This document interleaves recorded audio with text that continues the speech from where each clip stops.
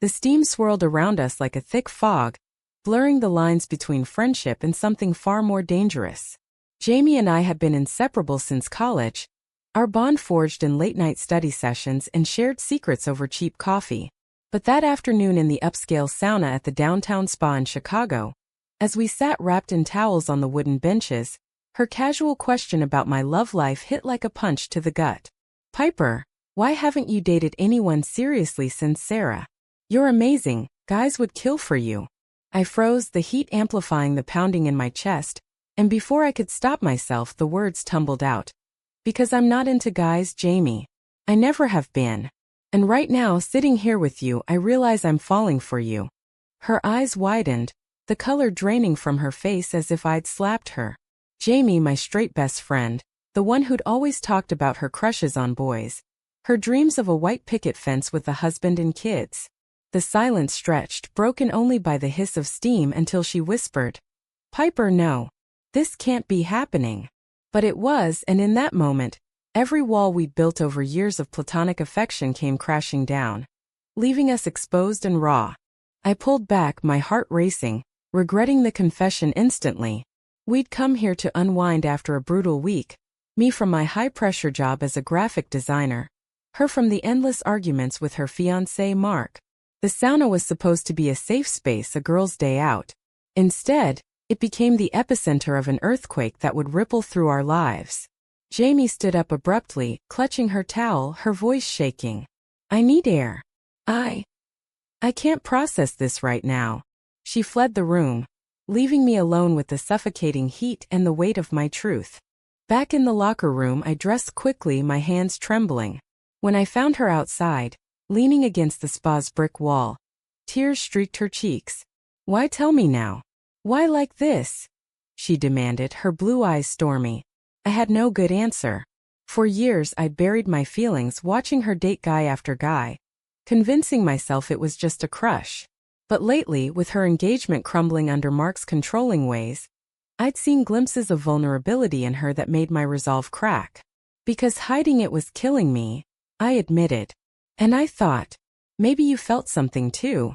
She laughed bitterly, wiping her eyes. "Felt something? Piper, you're my best friend. That's all. I'm straight.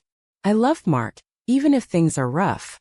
But her words lacked conviction, and as we drove home in silence, the air thick with unspoken tension, I knew this was just the beginning. That night, alone in my apartment overlooking the bustling streets of Wrigleyville, I replayed the scene endlessly. Had I ruined everything? Jamie texted later. "We need to talk. Tomorrow." The next day we met at our favorite coffee shop, the one with the mismatched chairs and the aroma of fresh pastries. Jamie looked exhausted, dark circles under her eyes. "Piper, your confession. It's messing with my head," she said, stirring her latte absent-mindedly. "I've always known you were gay, but I never thought it involved me." I nodded, guilt gnawing at me. "I'm sorry. I shouldn't have said it." But she shook her head. "No, don't apologize for who you are. It's just complicated. Mark and I are on the rocks, and now this." We talked for hours, dissecting our friendship. Jamie admitted she'd felt a pull toward me too, something she couldn't explain. Late-night hugs that lingered, jealousy when I dated other women. "But I'm not like you," she insisted. "I can't be." The conversation ended with a fragile truce. We'd pretend it never happened, focus on fixing her relationship. But as I walked home, I felt a spark of hope mingled with dread. What if she was denying her own truth? Days turned into weeks, and the tension simmered beneath the surface. Jamie threw herself into wedding planning, inviting me to fittings and tastings, as if to prove her commitment. But during a bridal shop visit, as she twirled in a white gown, our eyes met in the mirror and something shifted. "You look beautiful," I said softly. She blushed, stepping closer. "Piper, what are we doing?" Before I could respond, her phone buzzed, Mark demanding to know where she was. The moment shattered. That evening, Jamie showed up at my door, soaked from the rain. "Mark and I fought again. He thinks I'm too close to you." She collapsed on my couch, and as I handed her a towel, our hands brushed. This time she didn't pull away. We talked until dawn, her head on my shoulder, the boundaries blurring. By morning, she decided to postpone the wedding. I need time to think, she said. But I knew it was more than that. The sauna confession had ignited a fire, and now we were both getting burned. As the weeks progressed, Jamie's confusion deepened. She started questioning everything, her upbringing in a conservative suburb of Illinois, where her parents preached traditional values, her string of failed relationships with men. What if I've been lying to myself? She confided one night over wine. I wanted to pull her close, but I held back, fearing I'd push her away. Instead, I listened, my own heart aching with unspoken desire. Then came the first betrayal. Mark, suspicious, hacked her phone and found our texts. Innocent but intimate. He confronted her, accusing her of cheating. With Piper? That's disgusting. He snarled, his words echoing her deepest fears. Jamie denied it, but the fight escalated, ending with him storming out. She called me in tears. He said, if I choose you, I'm choosing sin. That night, she stayed over, sleeping in my guest room, but the distance felt insurmountable. The pressure mounted from all sides. Jamie's parents, devout Catholics, sensed something was off. During a family dinner, her mother probed, "Why delay the wedding? Mark's a good man." Jamie deflected, but later she broke down. "They'd disown me if they knew." I held her as she cried, whispering assurances, but inside, I raged at the world that made love feel like a crime. My own family wasn't much better. My parents, liberal on the surface but quietly disappointed in my lifestyle, warned me against getting involved. "She's straight, Piper. Don't set yourself up for heartbreak." Their words stung, reminding me of the isolation I'd felt coming out years ago. But I couldn't walk away. Jamie was worth the risk. One evening, as we walked along Lake Michigan, the wind whipping our hair, Jamie stopped and turned to me. "Piper, I think I feel it too. The attraction." My breath caught. "But what does that mean?" she asked, her voice trembling. We stood there, the city lights reflecting on the water, on the precipice of something irreversible. Little did we know, the real storm was just beginning. The admission hung in the air like a promise, but reality crashed in swiftly. Jamie pulled back from the edge that night by the lake, her fear overriding her curiosity. "I can't do this," she muttered, stepping away. "Not yet." We returned to our routines, but the undercurrent of tension electrified every interaction. At work, I buried myself in designs, sketching logos that mirrored my fractured emotions. Sharp edges, hidden depths. Jamie, a marketing executive, threw herself into projects, avoiding Mark but not ending things entirely. Her indecision became our silent tormentor. One weekend, she invited me to her apartment for just hanging out. We cooked pasta, laughed over old photos, but as the wine flowed, the conversation turned serious. "Piper, what if exploring this ruins us?" she asked, her hand grazing mine. I wanted to say it was worth it, but doubt crept in. What if I was pressuring her? "We don't have to rush," I replied, though my heart screamed otherwise. The next blow came from society's unyielding gaze. At a mutual friend's party in Lincoln Park, whispers followed us. "Are they together?" someone murmured.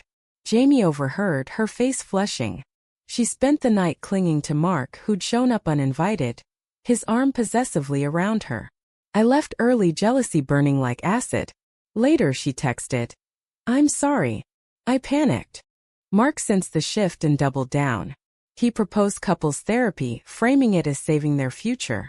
Jamie agreed, but confided in me that the sessions felt like interrogations. "The therapist keeps asking about my confusions. It's humiliating." I urged her to be honest, but she hesitated, trapped by the fear of labels. "If I admit I'm questioning my sexuality, everything changes. My job, my family, poof." Her family's influence loomed larger. During a visit home to Naperville, her mother cornered her. "You're acting strange. Is it Piper? She's different." Jamie denied it, but the seed of doubt was planted.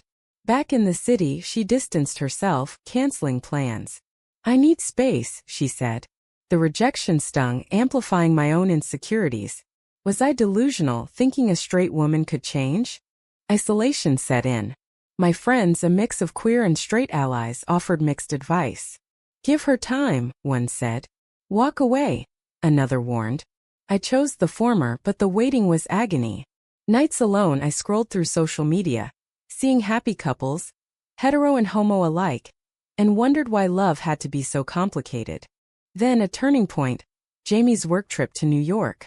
Away from Chicago's pressures, she called me every night, her voice softer, more open. I miss you, Piper. More than a friend should. On her return, she showed up at my door with takeout and determination. Let's try this. Slowly. We shared a tentative kiss, electric and terrifying. It felt right, but the guilt in her eyes was palpable. The secrecy began. Stolen moments in hidden cafes, walks in secluded parks. Jamie broke things off with Mark, citing irreconcilable differences, but didn't mention me. He didn't take it well, bombarding her with calls accusing her of infidelity. Who's the guy? He demanded.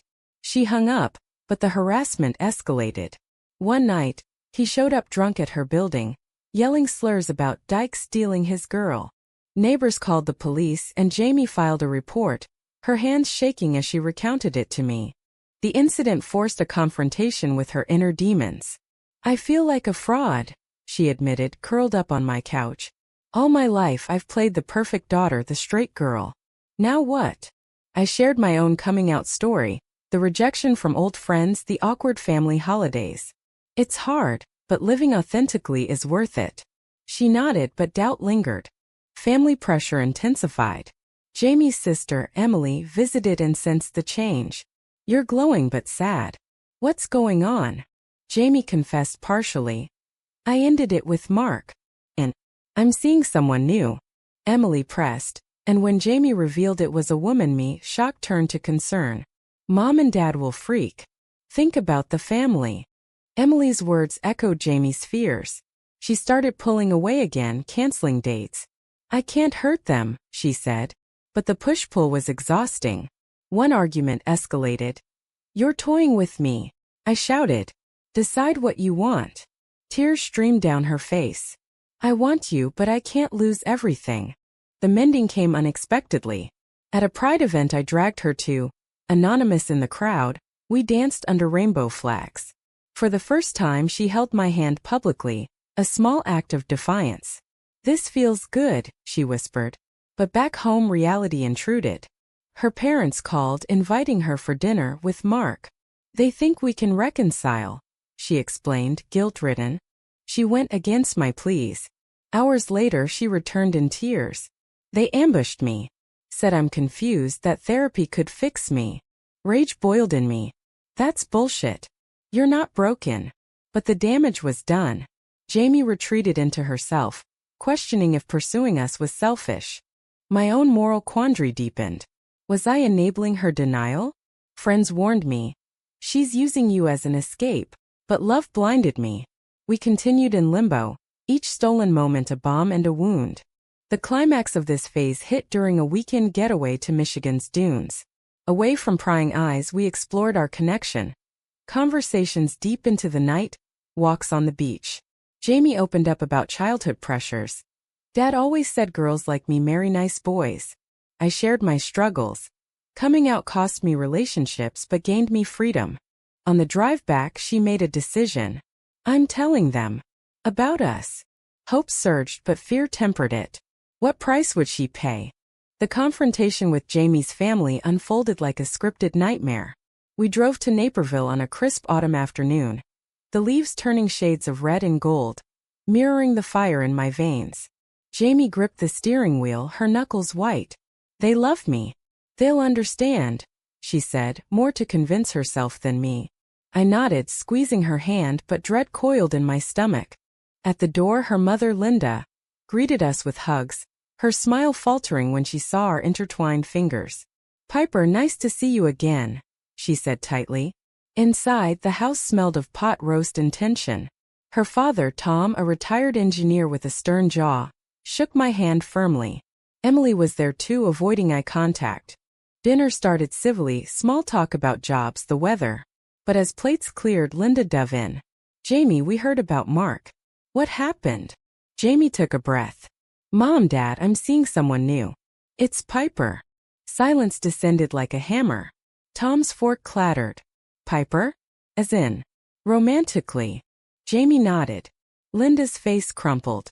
But you're not gay. This is a phase, right? From the stress. The denial stung.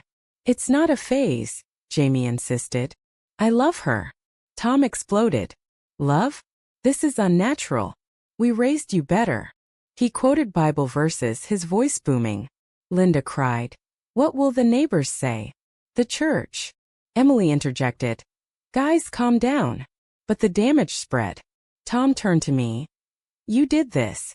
Corrupted her. I bit back anger. Sir, I respect you, but Jamie's feelings are her own. The argument raged, accusations of influence, pleas for therapy. Jamie defended us, but cracks showed. Maybe I am confused, she whispered at one point, breaking my heart. We left amid tears and slammed doors, the drive back silent. The fallout was swift. Calls from relatives flooded in, judgmental and concerned. Jamie's aunt suggested exorcism. A cousin unfriended her online. At work, rumors spread. Someone had overheard Emily gossiping. Jamie's boss, conservative, sidelined her from client meetings. Image matters, he said vaguely. Society's weight pressed harder. In Chicago, queer-friendly on surface, but pockets of prejudice lingered. Walking hand in hand, we drew stairs, a muttered slur. Jamie flinched each time. Is this worth it? She asked one night. I wanted to say yes, but saw her eroding confidence. My family added fuel. During a call, my mom sighed. Honey, she's not ready. Don't drag her down. Dad was blunter. Straight girls experiment. You'll get hurt. Their words echoed my fears. Was I selfish pushing her into this? Jamie spiraled. Sleepless nights, lost appetite. She sought therapy alone, emerging conflicted. The counselor says it's okay to explore, but what about the pain I'm causing? Moral dilemmas plagued her. Was loving me betraying her faith? Her upbringing? A betrayal cut deep. Desperate for approval, Jamie met Mark secretly. He promised change, whispered sweet nothings. She confessed later, guilt-ridden. I didn't cheat, but I considered it. Fury surged. You'd go back to him? After everything. We fought, words like daggers. You're scared, I accused. And hurting me in the process. She apologized, but trust fractured. We limped on, but the chasm widened. Then a societal punch. A local news story about a lesbian couple disowned, mirroring our fears. Jamie obsessed over it. That could be us. In a moment of weakness, she reached out to her parents, begging forgiveness. I'll try to fix this, she said on the phone. Hearing it, I felt betrayed anew.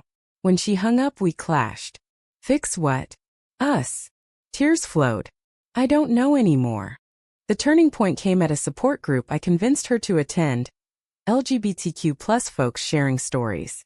Hearing others' journeys, Jamie's eyes lit. I'm not alone. But back home, doubt returned.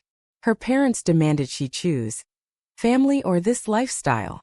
The pressure peaked during Thanksgiving. Invited separately, Jamie went home alone. I spent the day with friends masking pain. She returned devastated. They said if I continue, I'm cut off. No more support, no inheritance. The ultimatum hung heavy. We debated ethics. Was family blood thicker than love? Jamie wavered, the cost mounting. Losing them would kill me. I countered. Living a lie would kill your soul. But the decision loomed, tearing us apart. Amid this, my career suffered. Distracted, I botched a project, earning a warning. Friends distanced, tired of the drama. Isolation deepened our bond, and our codependence. One night, in a heated argument, Jamie snapped. Maybe we should end this. Save everyone pain. My world shattered. Is that what you want? She sobbed. No, but what choice do I have? We reconciled, but the scars remained. The high stakes forced growth or destruction. Jamie began reading books on sexuality, attending more groups. Slowly, defiance brewed. Screw their judgment, she declared one day. But society fought back. A viral social media post from Emily outed us subtly, sparking online hate. Trolls messaged threats. Jamie's inbox filled with vitriol. This is the price, she said, trembling. I held her, vowing protection. But inside I questioned. Was love worth this war? The war escalated. Boundaries crossed in ways neither anticipated. Jamie's defiance grew, but so did the backlash. After Emily's post, her parents cut contact entirely. No calls, no visits. "You're dead to us until you repent," Tom's email read.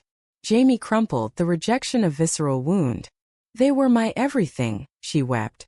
I comforted her, but resentment simmered. Why couldn't they accept her? In retaliation, Jamie went public. She posted on social media. "Proud to love who I love. Out and proud." Likes poured in from allies, but hate mail followed.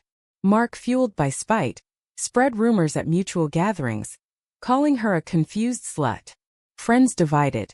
Some supported, others ghosted. The professional toll hit hard. Jamie's company, under client pressure, demoted her. "We value diversity, but optics matter," her boss said. Furious, she quit, job hunting in a market wary of drama. I offered financial help, but she refused. "I won't be dependent." My own life unraveled. A client pulled out, citing personal conflicts. Code for discomfort with my orientation. Boss sympathized but cut hours. Money tightened, adding stress. Moral conflicts intensified. Jamie grappled with guilt. "Am I selfish dragging you into this?" I assured her no, but doubted myself. Had I pushed too hard post-Sauna? A major betrayal struck. Desperate for closure, Jamie met her parents secretly. They ambushed with a pastor pushing conversion therapy.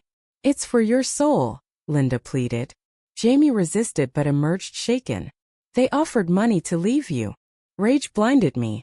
"And you considered it?" The fight was brutal. "You're accusing me?" she yelled. "After all I've sacrificed?" Words flew. Accusations of manipulation, ingratitude. She stormed out, staying with Emily. Days of silence followed, my calls ignored. Reconciliation came via text. "I need you." We met in a park, apologies flowing. "I said no to them," she revealed. But trust eroded. We argued more, small things exploding. Society's knife twisted deeper. At a protest for LGBTQ+ rights, we marched, empowering, but a counter-protester spat at us. Jamie froze, trauma resurfacing. Is this our life? Constant fight. The ultimate test. Mark sued for emotional distress, claiming alienation of affection. Baseless, but the legal fees drained us. During deposition, he sneered. "She was normal before you."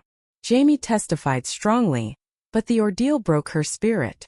In a moment of weakness, she confided in an ex-friend, who twisted her words and leaked them. Headlines screamed. "Woman torn between straight life and lesbian affair." Privacy shattered, jobs lost traction. We hit rock bottom. One night Jamie packed a bag. "I can't do this anymore.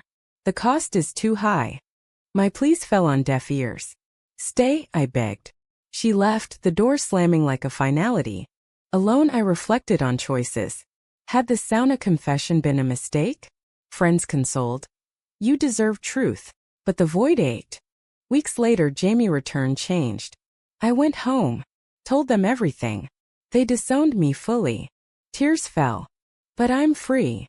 We embraced, but scars lingered. Rebuilding was arduous.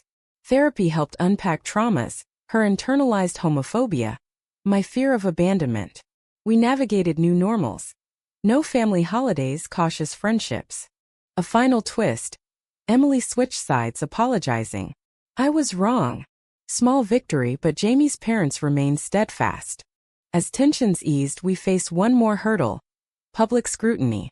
A podcast interview offered catharsis, sharing our story. Responses mixed, support and backlash. Through it all, decisions defined us. Jamie chose love over legacy. I chose patience over pride. But the price? Fractured families, lost jobs, wounded souls. Was it worth it? As we moved forward, the answer evolved. Healing came in waves, unpredictable and often receding before fully arriving. With Emily's support, Jamie rebuilt bridges, tentative calls, awkward meetups. But her parents' silence persisted, a gaping wound. Maybe someday, she hoped, but realism tempered it. We moved in together. A cozy apartment in Andersonville, Chicago's queer haven. Mornings with coffee and quiet talks replaced the chaos. Professionally, we rebounded. Jamie started freelancing, her marketing skills shining without corporate chains. I landed a better design gig at an inclusive firm. Financial stability returned, but emotional debts lingered. Society's evolution helped. Laws protected us more, attitudes shifted slowly. Pride parades became celebrations, not battles. But microaggressions remained. A server's raised eyebrow, a family's stare. Inner peace eluded Jamie longest. Nightmares of rejection plagued her. Therapy unearthed deep-seated shame. I betrayed my roots, she confessed. I countered. You honored your truth. Gradually, she embraced her identity, joining advocacy groups, speaking at events. My growth mirrored hers. I released resentment toward her hesitations, recognizing the systemic forces at play: patriarchy, religion, norms that boxed women in. A pivotal moment. Our first anniversary. We revisited the sauna. Now a symbol of rebirth. Steam enveloped us, but this time laughter filled the air. Who knew a confession would lead here? She teased. I smiled. Worth every tear. But challenges persisted. Mark dropped the lawsuit, but his shadow loomed. Random encounters veiled threats. We got a restraining order, fortifying our resolve. Family dynamics shifted subtly. My parents warmed, inviting Jamie for holidays. Hers. A Christmas card arrived. Unsigned, but a crack in the ice. Jamie cried, hope flickering. Moral reckonings defined our path. Was coming out a selfish act or a necessary one? Jamie decided the latter. Hiding hurts more. But the collateral, lost bonds, societal scorn, sparked debates among friends. One evening, over dinner with allies, discussions turned heated. Families should accept unconditionally, one said. But change takes time, another countered. Jamie listened, then spoke. The real question is, do we owe them conformity? As our story spread via blogs, talks, reactions varied. Some praised our courage. Others condemned the disruption. It fueled our purpose, mentoring young queer women facing similar straits. The ultimate awakening, Jamie proposed. On a snowy Lake Michigan shore, ring in hand. Through hell and back, you're my choice. Tears froze on my cheeks as I said yes. Wedding planning was bittersweet. No parental blessings, but chosen family filled the gaps. The ceremony, intimate under spring blossoms, symbolized triumph. Vows exchanged. I choose you, flaws and all. Post-honeymoon, life normalized. But reflections lingered. The sauna spark had ignited change, but at what cost? Fractured ties, personal growth. In quiet moments, Jamie pondered. Was it right to upend everything? I replied. Love demands sacrifice. Our tale, rich in drama, begged the question. In the pursuit of authentic love, is defying family and society a moral victory or a tragic necessity?